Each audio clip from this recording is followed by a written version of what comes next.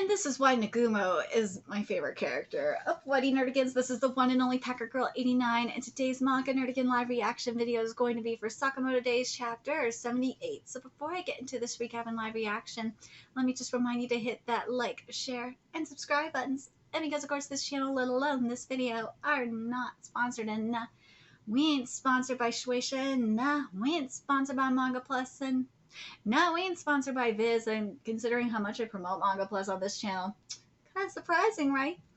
And I am just a very, very stressed out and exhausted one woman in somewhere around here. Fuss budget kitty operation, struggling to keep a roof over our heads, and praying to the anime and manga gods that next month me and Kitty aren't going to be homeless and sleeping on the street. Yeah, fortunately that's my reality at the moment.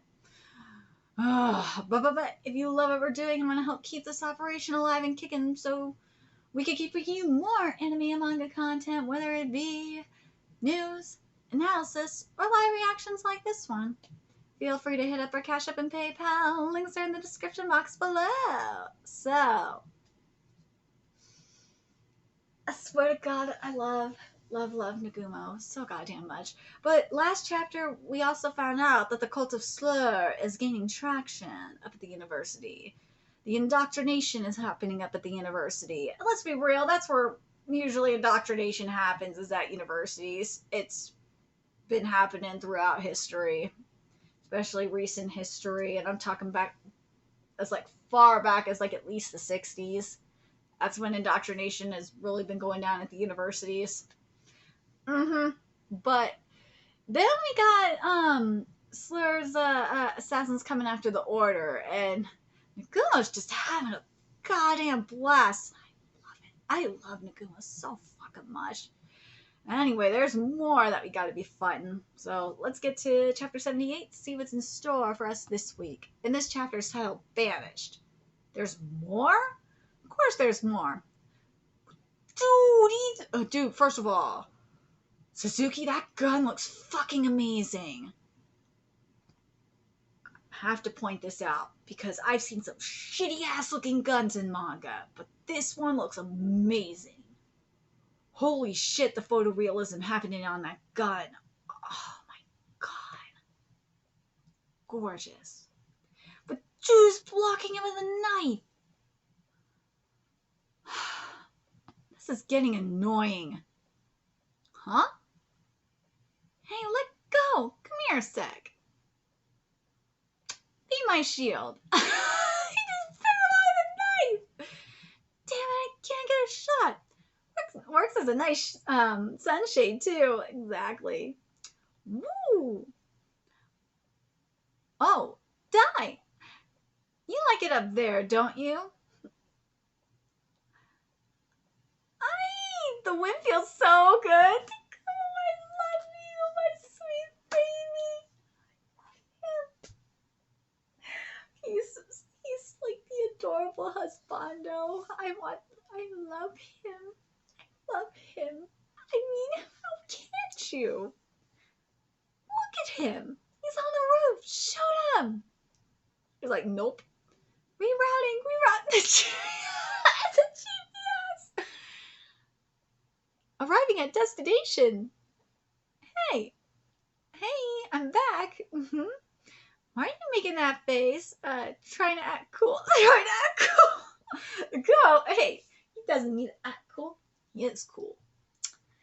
I'm a little car sick.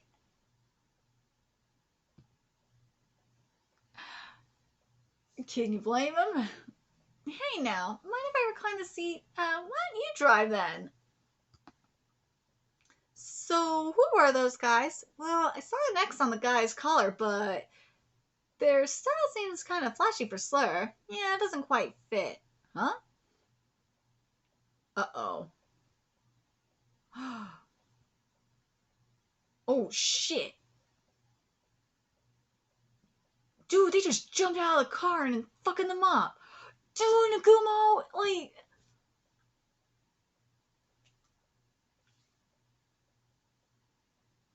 Nagumo, I can't with you. Dude. Also, Suzuki, this art.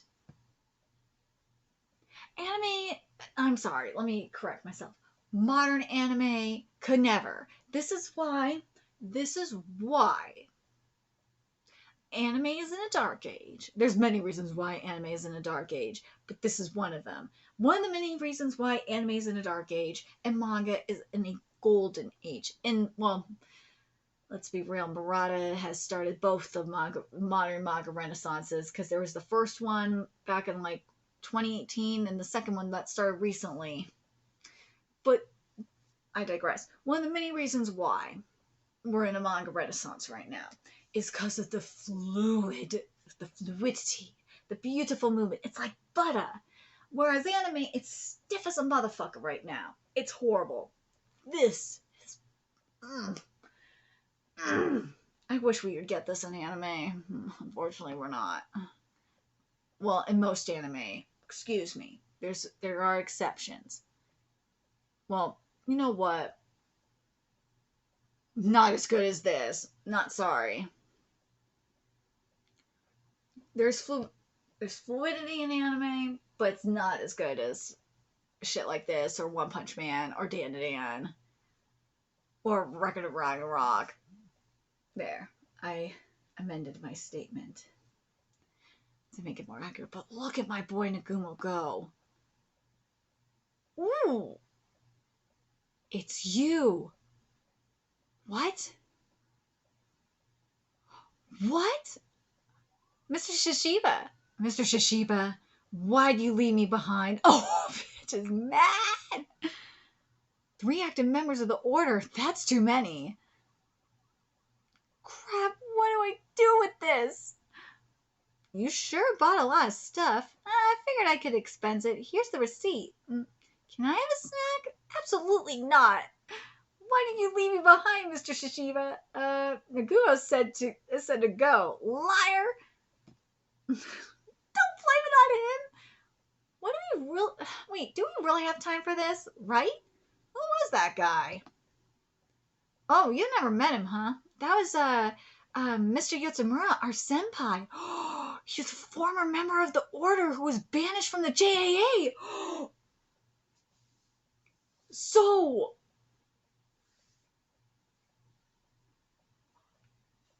what Slur's doing is he's gathering banished members from the JAA, and they are getting their revenge. They are getting their vengeance, which makes sense. It's actually pretty smart. They are pissed. This ain't a... See, again, it goes back to how justice is subjective. To how justice, if you're fighting strictly for justice, it goes into villainy. God, I love Tomodachi Game. I know there's a chapter I need to cover of it today. I can't wait to cover it. But justice is... Because, yeah, there's the general definition. I've said this many times. But, yeah, there's the general definition of justice. And then, sure. But people have their own version of justice. Justice is very subjective. And Slur is one of those people that has his own version of justice, yes. And it's very subjective. His own version of justice is what a lot of people could not consider justice. It is considered villainy. And Nagumo even said, he said, look, what we do, we ain't fighting for justice. Nah, we're just doing our job. It's fucked up. The stuff we do is pretty fucked up. Yeah, I know it's fucked up. We kill. We just do it for a living. It's our job. I know that we ain't fighting for justice. I don't give a shit. We ain't fighting for justice. And once you go down that path of strictly fighting for justice, he even kind of recognized it too, in a way. Once you go down that path, ooh, it's dangerous. Once you go down that path of strictly fighting for justice, you heading towards villainy. And that's what Slur doing. He is heading towards villainy. Whereas like Nagumo and the Order and a good chunk of the assassins for the JAA, they're just doing their job. They're pretty much neutral. When you're an assassin, you gotta be pretty much neutral. You're being paid to do a job. That's all you're doing. You don't give a shit about the things that come with it. For the most part, you're being paid to do a job, because if you choose a side, then that's a problem. That really is. Unless you're working for the government specifically, where you're really choosing a side, then that's kind of a problem. But I'm very curious what you guys think about this. What you guys think? Why do you guys think? That's a great question, though. Why were they banished? Were they banished because of them choosing a side? Or was it maybe because, like, what I'm thinking is maybe not, nah, I don't think it's because they were choosing a side. I think it's because they could be like Slur, where they were, like, fighting for their own justice, sure. But it could be because they took it too far. Because there's a difference between, like, being, an assassin and all that, and just killing. Then there's a line, okay, where it's going way too far, where there's torture involved, there's experimentation. It's just going way too far. And you gotta wonder if maybe some of these banned assassins went in that direction. Which is, again, a very interesting question. What do you guys think they did? Do you guys, the banished assassins, do you guys think that they went too far for fighting for their justice? And do you think they violated that code because of they went beyond the code of just doing their job and started fighting for their own reason, or killing for their own reasons? Because that's what it seems like to me, is that they started going, either fighting for their own justice kind of thing, or they were killing just because, to fulfill their own sick, twisted needs, or even going beyond that and heading into, like, really seriously nasty villainy and just really cross the line in terms of, like, torture and shit. That's what it feels like to me. Very curious what you guys think. I can't wait to find out next week the lore of why they were banished. If I'm curious, in the case, I think, did they mention why Slur was banished? I don't think we even got the lore on why Slur, like, disappeared either. I wonder if we're gonna get that too. We'll get that at some point, if anything. We'll get the truth behind that. But this is very, very interesting indeed. I wonder if Sakamoto's got to know about this mofo too. Has to. Well, let me know your thoughts in the comment section below, what you guys think, and remember to like, comment, share, and subscribe to Nerdigans Inc. Love what we're doing and want to help keep this channel alive and kicking so we could keep bringing you more Sakamoto content. A few ways you could do that: donate to our Cash App, PayPal, Patreon, purchase something off our Amazon wishlist. All that's in the description box below. Also, make sure you follow us on Twitter, Twitch, Discord, friend us on PlayStation Network. That's in the description box below as well. Till next time, Nerdigans, I'll be seeing you later. Bye.